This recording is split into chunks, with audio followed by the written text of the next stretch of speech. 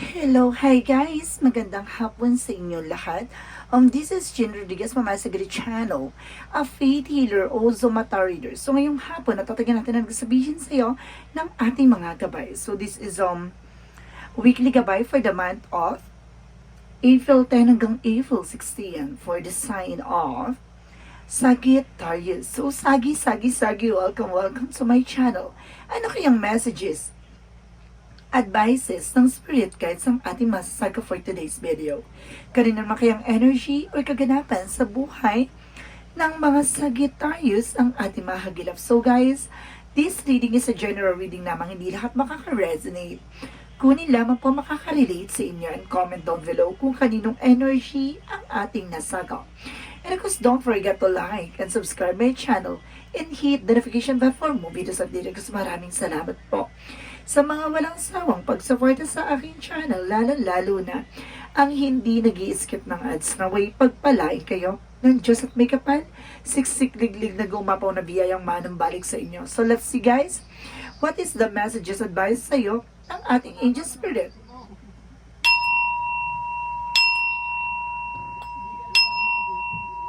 Angel Spirit guys, please give information. Ano kaya kaganapan sa buhay mo ang ating mahagilap? So, let's watch this. So, kamusta na kayo mga Sagittarius? Pasensya na po, ngayon lang tayo ulit nakapag-upload, ha? Alam nyo naman na busy ang ating ganda nyo or ever. So, let's see what is the messages advice sa'yo ng ating Angel Spirit. Alex, there's the moon card. A revelations. Oh? May mga matutuklasan ka dito. Pero yung mga bagay na malalaman mo, yung mga part na hindi mo akalaing malalaman mo, no? Kumbaga, there's a lot of revelations, no? And because there's an information na parang hindi mo ina-expect na malaman. And the Ace of Cups is here.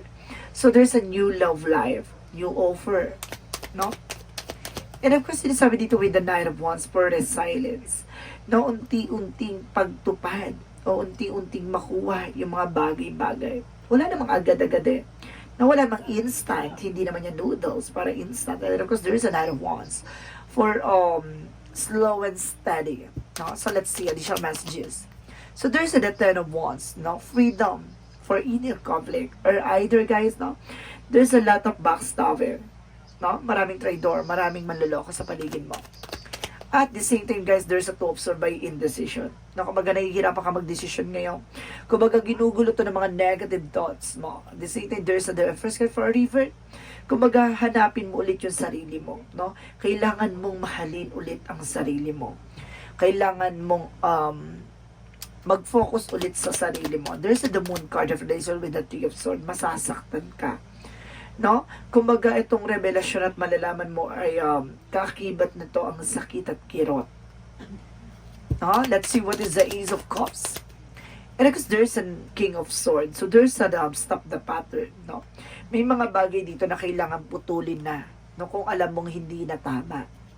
So let's see what is the Knight of Wands. And of course there's the Tower moment for a major changes. Ito yung unti-unting magaganap na pagbabago. It's either a chaos or destruction or something revealed na maaaring mabuo. No? So let's see what is the Ten of Swords. So there's the Five of Swords universe. So there's a fair fight. No? Kumbaga matatapos na tapos na yung mga traiduran, tapos na yung mga lokohan na naganap. No? Kumbaga there's a fair fight. Patas na ang laban at nakalaya ka na.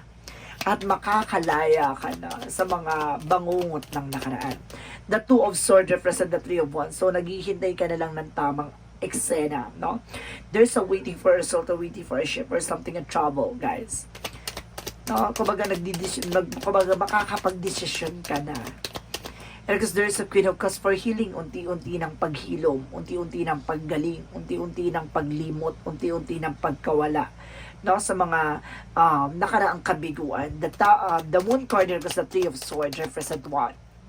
The justice. Don't you worry, no? Kumbaga, the justice will be served. Makukuha mo yung tamang karma, no?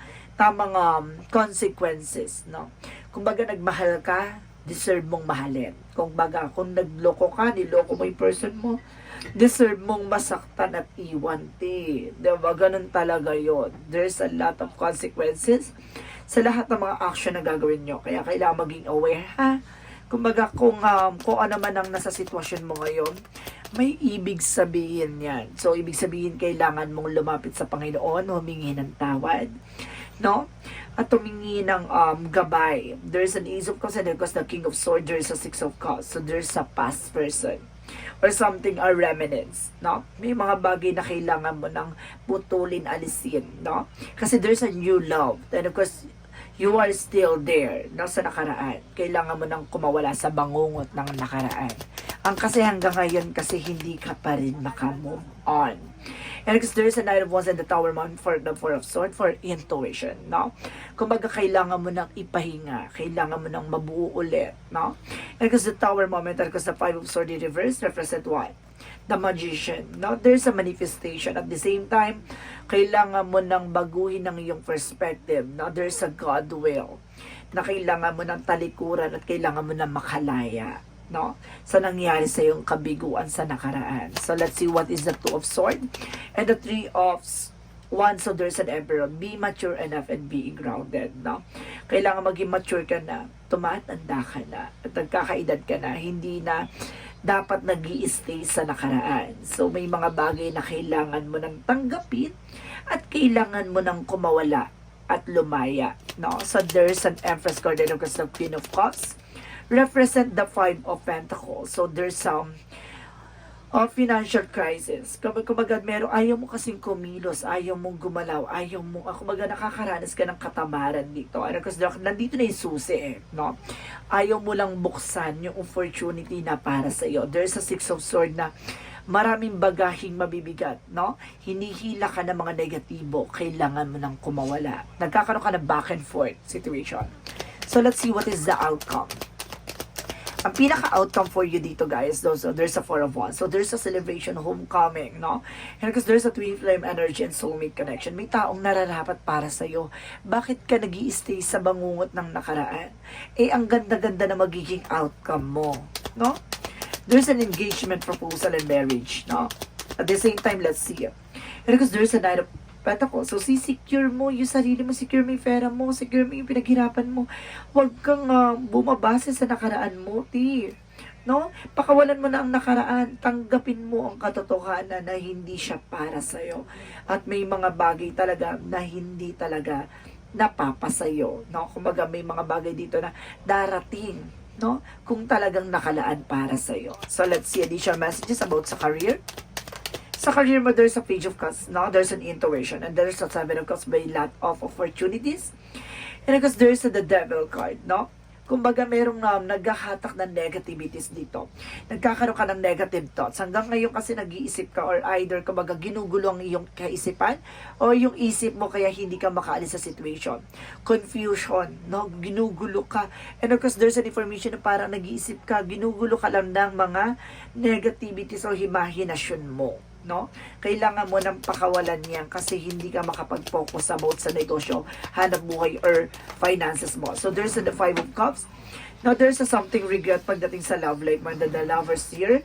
Kumbaga, ganun talaga, na may mga bagay talaga na nawawala, or may mga bagay dito na something na hindi para sa iyo. No, wag mong kumbaga, manghihinayang ka, yes, of course, pero kailangan mong tanggapin. Now, there's a something regret, and because there's a love life is here. Kumaga, may taong darating para, di ba, punan yung mga nakaraang eksena mo, or either na, kumaga, punan yung mga sakit ng nakaraan. So, let's see additional messages. About naman sa health, so there's an Eight of Cups, so there's a moving on, no? Kailangan mo na makawala, kailangan mo na, kumaga, surrender sa ating divine. And because there's a Three of Cups by unhappiness, na magiging masaya ka dito. Kumbaga, nagbibigay ng stress and anxieties and depression sa'yo ay yung mga taong nasa paligid mo, no? There's a third party involved. It's either a family ng person mo, na ex-person mo, or either of related sa ito, or friends mo. Kailangan mo nila go yan. Kailangan mo maging masaya at maging maligaya, no? Kailangan mo maging masaya sa sitwasyon mo. Kailangan mo tanggapin ang sitwasyon mo. Kailangan mo nang kumawala sa dating sitwasyon mo. So let's see what is the magical fairy messages. So there's an ask for what you want. No? Let the universe and people know what you want. No? What you need. Kailangan mong kausapin ng ating universe. Lumapit ka sa ating Panginoon na kung ano yung mga bagay na gusto mo naway makuha mo na, no? And kasi sinasabi dito na express your individuality, no? Allow your true self to shine because you're awesome, diba? Kung maghahayaan mo yung sarili mo na ipakita kung sino ka talaga at kung anong kakayanan at kung anong yung kaya mong ibigay, diba? So let's see what is a yin and yang oracle card. For yin and yang oracle card, there's a self-worth. So see, there's a self-love. Ayun yung unang baraha pala na sinasabi dito na kailangan mong mahalin ang sarili mo at tanggapin yung mga bagay na hindi pa para sa iyo. And of course, there's a harvest time. At the end of the time, dito na papasok yung harvest, no? Yung pag-aani, no? At the same time, there's a decision na kailangan mong gawin. At the same time, there's some divine timing and divine trust, no? Kailangan mo magtiwala sa oras or sa mga panahon na ipagkakalob sa iyo sa takdang panahon. So let's see, what is the synchronicities?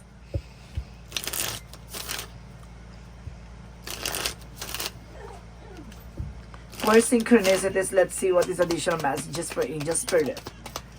And of course, there is reflections. No? Lahat ng mga gagawin mo ay magre-reflect sa'yo. Kaya be aware sa lahat ng gagawin mong actions. So let's see what is additional messages for synchronicities. Get one more card. So there's a friends. May lalaki dito mas bata sa iyo. Na may makikilala kang mas bata sa iyo at mas yummy. Oh, sarap. Charis, lang. And because there is a wisdom, enlightenment. Ito yung magbibigay sa'yo ng kaliwanagan. Kumbaga mauunawaan mo na, kaya pala, no? Kaya pala kahit na ipilit ko, no? Hindi para talaga kami para sa isa't isa. May taong darating para mahalin ako, tanggapin ako. Ganon. Diba? Kailangan titignan may lighter side of situation. Huwag mong tingnan yung mga nakaraang kabiguan, nakaraang pagmamahalang, diba? Na hindi mo naman deserve. So let's see what is Archangel Raphael messages for you. And there's use your natural healing abilities, no? Kumbaga, kasi there's a natural healing abilities like kumbaga unwind, no? Kumbaga makakatulong siya for for releasing your stress, no? Lalo-lalo na yung pagpupunta sa mga beaches or kumbaga paglabas-labas, no? Kailangan mong kumbaga parang libangin yung sarili mo and caffeine free. No? Kailangan mo rin iwas sa mga kape at na masyado ka na nagiging nervyoso, no? So let's see what is the chakra messages. For the chakra messages, there's a joy, ligaya, no? Magiging maligaya ka na this time. And of course, let's see, there's a workaholic, no? Kumbaga pagdating sa business, trabaho mo, kumbaga talagang nakatuto ka dyan. Or kailangan mo tumutok. And of course, there's an isolation. See, kailangan mo nang kumawala sa mga negativity. You're feeling entrapment. You're feeling abandonment. No, kailangan mo nang kumawala dyan. Kasi this is a lot of negative thoughts. Kumbaga, imagination lang yan or negativity lang yan. Mag-cleansing ka. No? Linisin mo ang sarili and work through your fears, no? Labanan mo ang takot at pangamba mo kasi nakakaranas ka ng drama dito, guys, no?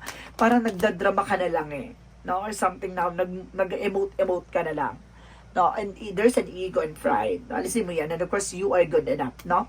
Parang iniisisi mo rin yung sarili mo, ba hindi ka ba sapat, ganyan. No, you are enough, no? No, sapat ka naman, pero hindi para sa kanya.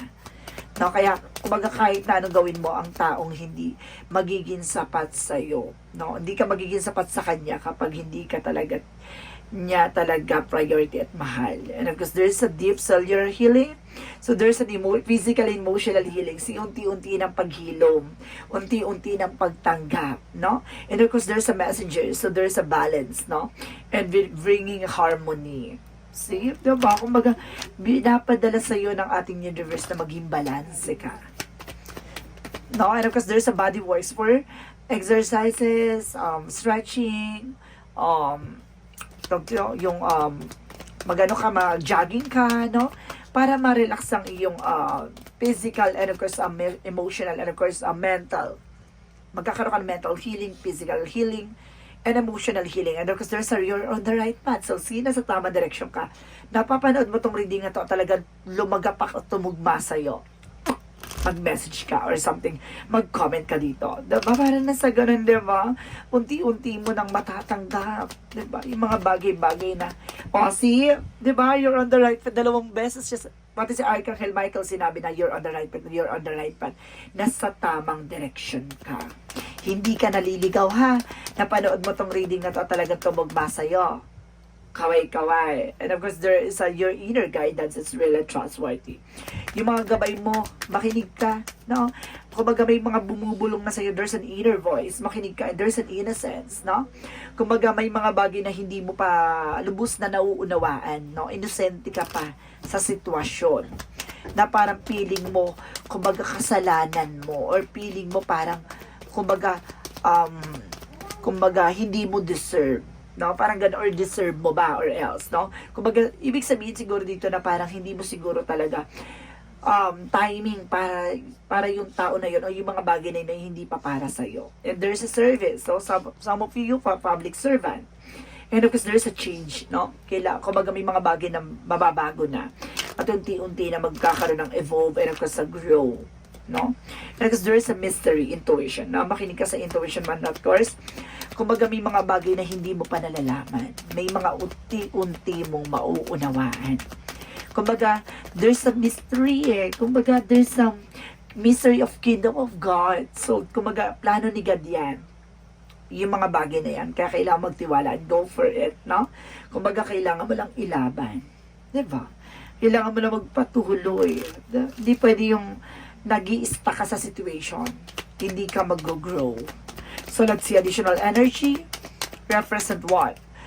Okay, there's a fifth chakra, Archangel Gabriel, by intuition, no? Binibigyan ka ng matalas ng intuasyon, matalas na kaisipan, para maunawaan. And of course, there's a magician and the reflections, no? The magician and the mirror.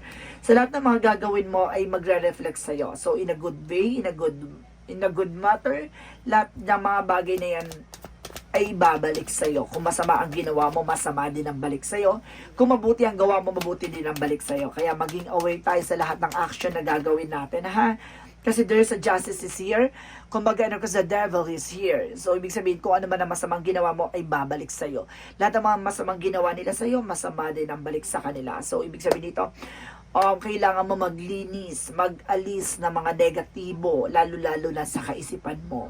And because there is some appreciation. Kumbaga, i-appreciate mo yung mga bagay-bagay na nasa sayo, no? Hanggat hawak mo, pasalamatan mo at pahalagahan mo. So, let's see what is the angel's answer. And there's a yes, no? May possible na yes ang kasagutan sa lahat ng katanungan mo. And there is some communication clearly. So, kumbaga, unti-unti magki-clear na yung communication nyo, no? Mauunawaan mo na lahat na nangyayari sa'yo. And of course, big happy changes. Ito yung malaking pagbabago na magaganap sa buhay mo. So, let's see what is additional romance angels. Romance angels represent engagement. So, see, some of, kumbaga, in the near future, magkakaroon ka ng, your lover is ascending to the higher level of commitment. No? Baka rin sa kasal ka, or magkaroon ka ng taong, makakasama mo habang buhay. At the same time, there's a let go of control issue. Lalo-lalo na pakawalan mo kung ano yung mga bagay na hindi mo kontrolado, ha? Iwasan mong maging, manipulator, no? Or diktador, no? Kasi maaaring, kumbaga, nagbibigay komplikasyon pagdating sa relasyon, no? Iwasan mo mag-boss-boss-bossy, ha? Nang sa ganun, kumbaga, kailangan there's a give and take, diba? Kailangan tatanggapin mo yung opinion niya, tatanggapin yung opinion mo, no? Lahat ng mga bagay-bagay kailangan maging balance sa'yo. And of course, Jesus loving quote said, according to your faith be into you. No? Depende yan sa pananampalataya at tiwala mo. Ipagkakalob sa'yo yung mga bagay na yan ayon sa paniniwala at pananampalataya mo. So, let's see what is the angel's number. Sa angel's number represent what? Angel's number represent 888 karma. Oh my God! My God. See, I told you so, karma. 888 is abundance, no? And success, and wealth, and cycles, no? Ito yung sinasabi ko na what goes around comes around. Ang galing! Talagang sinasabi dito na lahat ng mga bagay na gagawin mo ay talaga may kaakibat na kabutihan or kaparusahan sa'yo. No? Lahat ng gagawin mo mabuti, mabuti ang balik. Kapag gumawa ka ng masama, masama ang balik. So, ibig sabihin, maging aware, ha? This is the lessons that you need to do. And because, kailangan mo lang talagang matutunan at kailangan mo lang malaman na lahat ng mga bagay ay may balik. No? A lot of money is coming your way. Fortunes refers to more than just monetary and material success. If you don't appreciate the people in your life now, you won't have them tomorrow.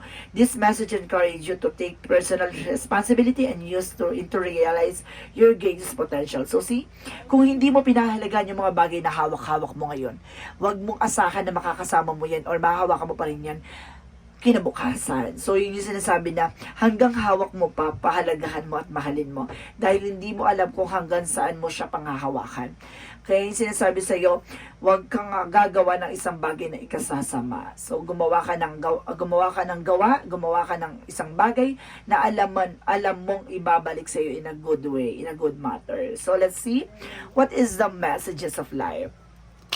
Ang galing. So, let's see what is the messages of life. Karma talaga, guys, no? What goes around comes around. And kasi sinasabi dito, guys, no? There's a welcoming happiness. And kasi sinasabi dito, divine love is manifesting in me, through me and around me. It attracts all that I need to benefit from my soul as I work it to increase my inner light. I evolve into an imitations of love and joy. Today, I reap and welcome the happiness and beauty of all that I have sown. So see, kung magawin na welcome ka na, makukuha mo ang kaligayahan, no?